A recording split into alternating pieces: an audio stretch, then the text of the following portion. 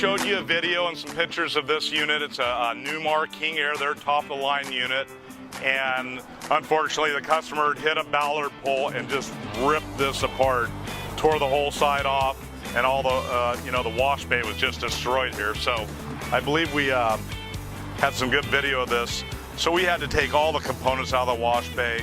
All this framework was destroyed and pushed in. Had to custom fabricate a lot of the parts in here.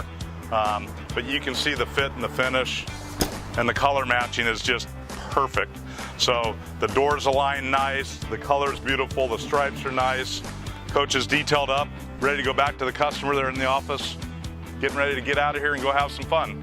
So if you need any body work, please come see us. We'd love to help you out.